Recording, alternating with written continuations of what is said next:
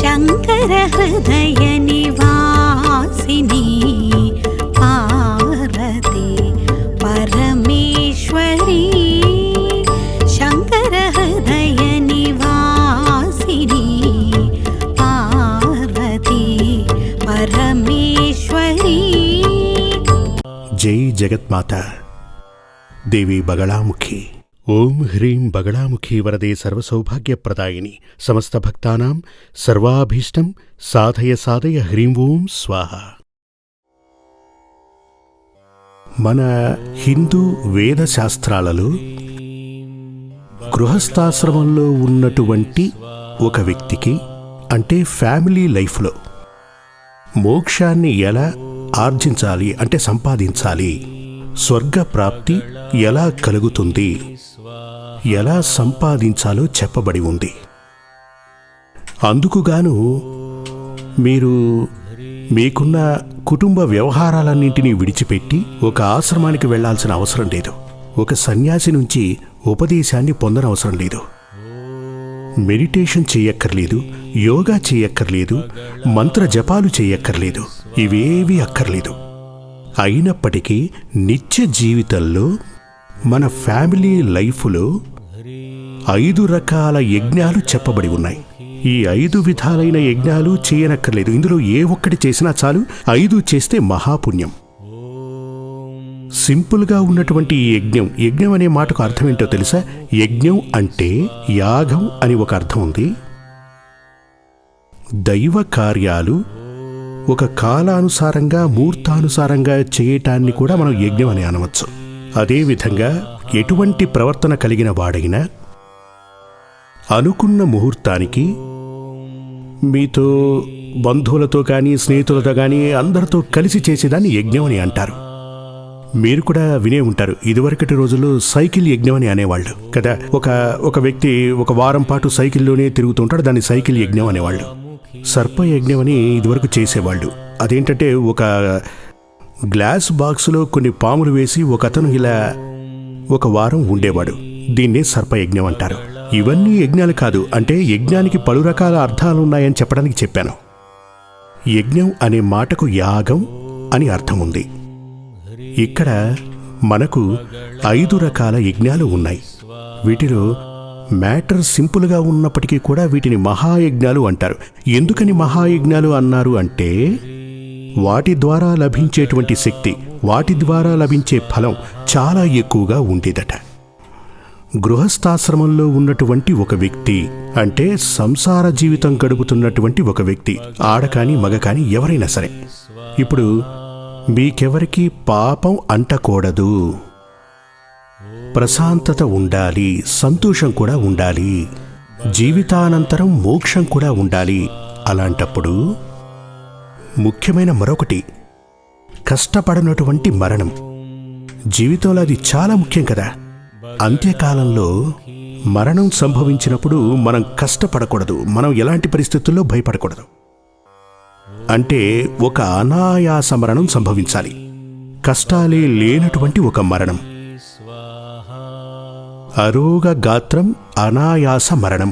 అలా అంటే రోగమే లేనటువంటి ఒక శరీరం, కష్టమే తెలియనటువంటి మరణం రావాలి అంటారు.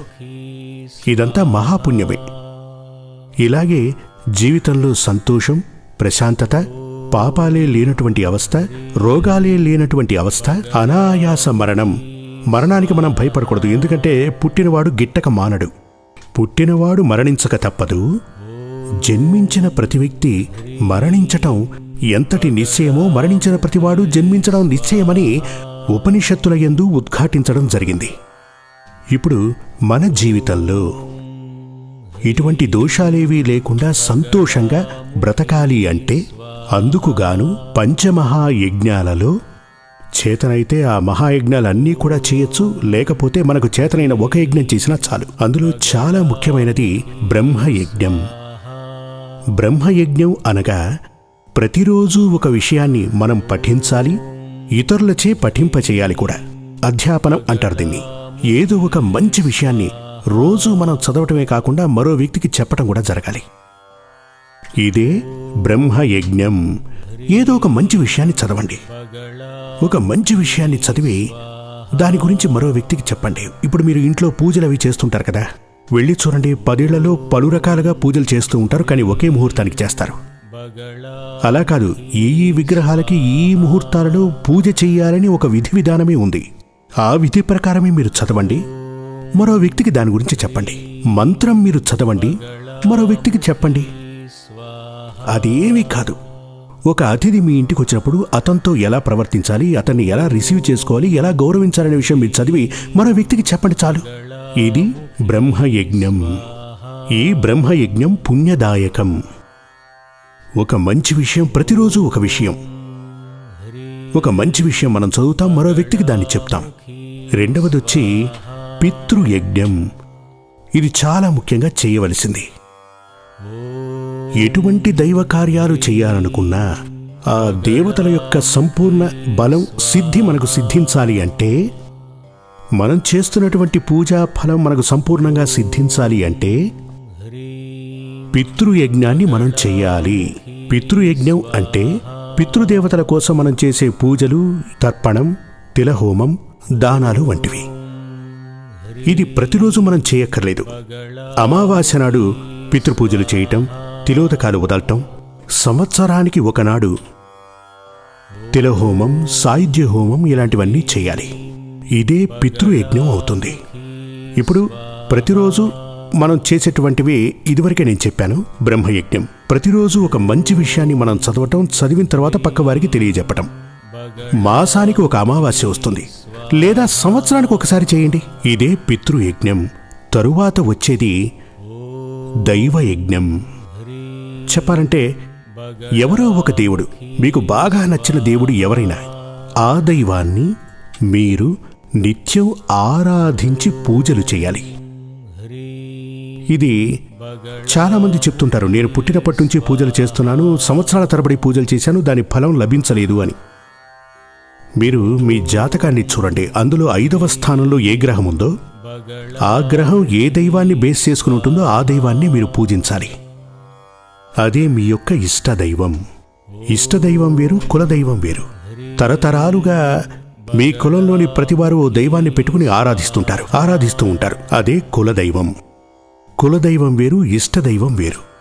మీ ఇష్టదైవం ఎవరో ఆ ఇష్టదైవాన్ని, లేక మీరు ఏ దైవాన్నైతే ఆరాధిస్తున్నారో ఆ దైవాన్ని యథావిధిగా పూజించి తీరాలి. కొన్ని నియమ నిబంధనలుంటాయి, దైవ పూజలు ఇలా చెయ్యాలి అని. ఎందుకంటే మనకు బుద్ధిని, తెలివితేటల్ని భగవంతుడిచ్చింది వీటిని కనుక్కొని పూజలు చేయటానికే. ఆ విధంగా కరెక్ట్గా ఆ దైవ పూజ చేయవలసి ఉంటుంది. దైవ పూజ చేసుకోవటానికి మీ ఇంట్లో సందర్భమే లేదనుకోండి, మీ ఇంట్లో అందుకు సౌకర్యాలే లేవనుకోండి, అలా ఉంటే అనునిత్యం క్షేత్ర దర్శనం చేసుకుని తీరాలి.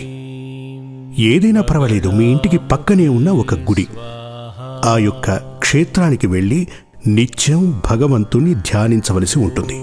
క్షేత్ర దర్శనం సర్వపాపహరం ముక్తిప్రదాయకం. తీర్థస్నానాలకి సమమైనదే క్షేత్ర దర్శనం. అక్కడున్నది ఏ దైవమైనా సరే, క్షేత్రం అంటే దైవం నివసించే ఇల్లు, దేవాలయం దైవం నివసించే ఇల్లు అంటారు.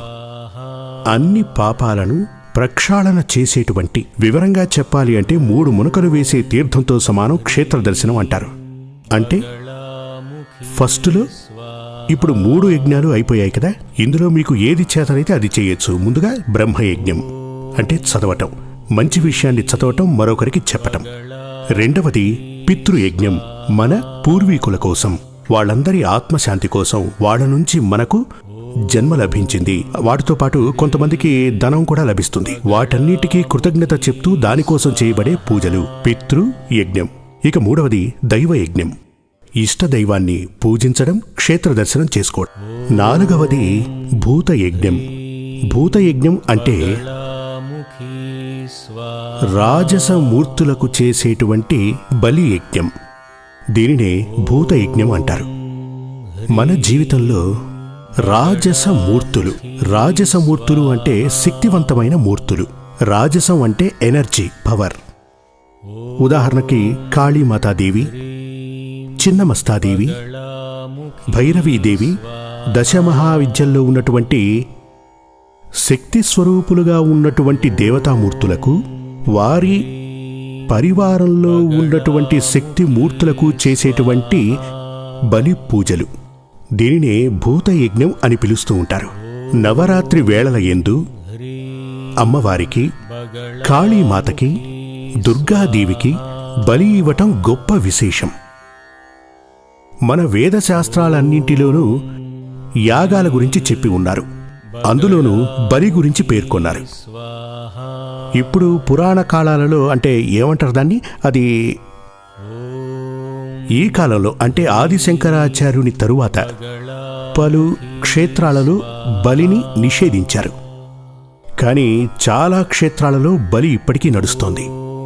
జీవితంలో కనీసం ఒక్కసారైనా దేవి భాగవతం ఇలా చెప్తుంది, ఒకరు పుట్టిన తరువాత జీవితంలో ఒకడు ఒక్కసారైనా మహాదేవి ప్రీత్యర్థం బలి ఇవ్వవలసి ఉంటుంది. అప్పుడే ఆ మహాశక్తి యొక్క పవర్, శక్తి మనందరినీ కాపాడుతుంది అలా అని చెప్పబడింది. తప్పకుండా రాజస మూర్తుల యొక్క అనుగ్రహం మనకు ముఖ్యం, చాలా అవసరం. ఇప్పుడు ఒక సోల్జర్ ఉన్నారనుకోండి, ఆయన ఉపదేశకుడిగా ఉంటే ఉపయోగం లేదు కదూ. అతను ధైర్యం ఉన్నవాడిగా ఉండాలి, పవర్ ఉన్నవాడిగా ఉండాలి, మహాశక్తివంతుడై ఉండాలి, ఎనర్జీ కలిగిన వాడై ఉండాలి. ఇలా ఉపదేశాలు ఇచ్చేవాడైతే ఉపయోగం లేదు. అంటే అలా ఉన్నటువంటి దైవ చైతన్యాలని జాగృతపరుచున్నది ఏమిటి అంటే భూతయజ్ఞం. ఇక 5వది మనుష్య యజ్ఞం. మనుష్య యజ్ఞం అంటే అందులో ముఖ్యమైనది అతిథి పూజ. మన ఇంటికి వచ్చిన అతిథి, అతను ఎవరైనా కానివ్వండి, అతను వస్తున్నప్పుడు దక్షిణను ఇవ్వటం. దక్షిణ ఇచ్చే స్తోమత లేకపోతే ఓ గ్లాసు నీరివ్వండి. ఎవరు మన ఇంటికొచ్చినా ఒట్టి చేతులతో పంపకండి, పంపకూడదు. ఆకలి కడుపుతో పంపించకూడదు. ఎవరు మీ ఇంటికి వచ్చినప్పటికీ వారికి ఉపచారాలు చేయాలి. రండి, కూర్చోండి అలా అని చెప్పి అతన్ని కూర్చోబెట్టి, మీకు చేతనైంది కాఫీ, టీ లేదా ఒక చిన్న ఫ్రూట్ ఇవ్వండి. మీ వల్ల ఏదైతే అది ఇచ్చి అతని దగ్గర మీ పరిస్థితుల గురించి అతని దగ్గర వ్యక్తపరచండి. వచ్చినవాడు ఉత్తముడే అయితే ఇక మంచే జరుగుతుందని అతను గనక మీకు చెప్తే అంతా మంచే జరుగుతుంది. ఎందుకంటే అతిథి దేవో భవ అనే వేదశాస్త్రాలు ఉద్ఘాటించాయి. అతిథిగా వచ్చినటువంటి వ్యక్తి దైవ సంభూతుడు, దైవానికి సమానమైనవాడు. అతని యొక్క వాక్కు, మనం ఎప్పుడు కూడా ఈ వాక్కు గురించి చెప్పుకునేటప్పుడు ఈ వాక్కు ఫలించున్నది మనకు పక్కనే రహస్యంగా ఒక వ్యక్తి కూర్చుని ఉంటుంది. ఆవిడకు గృహలక్ష్మి అని పేరు. ఆ దేవి మనకు ఒకే ఒక సెంటెన్స్ చెప్తూ ఉంటుంది, తదాస్తు తదాస్తు అని చెప్తూ ఉంటుంది. అంటే ఆ వచ్చిన వ్యక్తి సంతోషించి, సరే మీకున్న కష్టాలన్నీ పోతాయి, ఇక మీకు ఎలాంటి కష్టాలుండో అంతా మంచి జరుగుతుంది అన్నప్పుడు ఈ అమ్మవారు అంటుంది తదాస్తు అంటుంది. లేదంటే చాలా దూరం ప్రయాణం చేసి ఒక వ్యక్తి గనక మీ ఇంటికి అతిథిగా వస్తే మీరు అతన్ని లోపలికి పిలవకుండా బయట నుంచే పంపేశారనుకోండి, అతని మనసు వికలం అవుతుంది. వీడసలు మనిషే కాడు, ఎంత కష్టపడి చాలా విషయాలు చెప్దామని వచ్చాను, నన్ను గమనించలేదే, వీడు నాశనమైపోవాలి అనుకుంటే గనక ఈ అమ్మవారు కూడా వెంటనే తదాస్తు అంటుంది. అందుచేత వచ్చిన అతిథి యొక్క నోటి నుంచి మంచి మాటలు వచ్చునట్టుగా మనం అతనికి ఉపచారాలు చెయ్యాలి. ఇదే మనుష్య యజ్ఞం. దీనినే మనుష్య యజ్ఞం అంటారు. ఈ మనుష్య యజ్ఞాన్ని ఎవరైతే అనుష్ఠిస్తున్నారో, అనుసరిస్తున్నారో, ఎవరైతే చేస్తూ వస్తున్నారో అతను తప్పకుండానే మోక్ష ప్రాప్తికి అర్హుడవుతాడు. ఇవన్నీ చేయక్కర్లేదు, మనకు ఏదైతే చేతనవుతుందో అది. దీనికి ఒక కథ రాబోయే ఎపిసోడ్లో మిమ్మల్ని కలిసినప్పుడు నేను చెప్తాను. అంటే ఈ కథ మీరందరూ కూడా వినే ఉంటారు. రంతిదేవుడు అతనొక రాజు. ఈ పంచమహాయజ్ఞాలలో మనుష్య యజ్ఞం మాత్రమే చేసినటువంటి వ్యక్తి. చూడండి, మన హిందూ శాస్త్రాల ప్రకారం స్వర్గం, భూమి, పాతాళం ఈ 3 స్థలాల యందు, త్రిలోకముల యందు, త్రిలోకములు అంటే 7 14 లోకములు, ఈ అన్ని లోకాల యందు, అన్ని సమయాల యందు కాలింగ్ బెల్ కొట్టకుండా లోపలికి వెళ్ళగల ఒకే ఒక వ్యక్తి. 2 ఉన్నారు. ఒకరు నారదుడు, రెండవవాడు మనిషిగా పుట్టినటువంటి ఈ రంతిదేవుడు. ఆయన ఏం చేశాడో తెలుసా? పెద్ద పెద్ద యాగాలు, యజ్ఞాలు ఇలాంటివేవీ చేయలేదు. ఆయన మనుష్య యజ్ఞం మాత్రమే చేశాడు. జై జగన్మాత దేవీ బగళాముఖి సమస్త భక్తానాం సర్వాభీష్టం సాధయ సాధయ హ్రీం ఓం. శ్రీ సూర్యమంగళం అద్వైత వేద విద్యాపీఠంలో తాంత్రిక పూజల్లో సిద్ధహస్తులైన ఎందరో ఆచార్యులు అమావాస్య, పౌర్ణమి రోజుల్లో ప్రత్యేక యాగాలు నిర్వహిస్తారు. ఈ యాగాల్లో పాల్గొనడం ద్వారా తల్లి శ్రీ బగళాముఖీదేవి అనుగ్రహం వల్ల సర్వదోషాలూ పోయి సకల సౌభాగ్యాలు మనకు కలుగుతాయి. శ్రీ సూర్యమంగళం అద్వైత వేద విద్యాపీఠం జ్యోతిష్యం, ప్రశ్నలు, వాస్తు, తాంత్రిక పూజలు మరియు వేదయాగాలు నిర్వహిస్తారు. సంప్రదించవలసిన నంబర్ 7305442299 7305442299. చెన్నై, కోయంబత్తూర్, బెంగళూరు, హైదరాబాద్, విజయవాడ, ఢిల్లీ, ముంబై, తిరునల్వేలి, టెక్సాస్.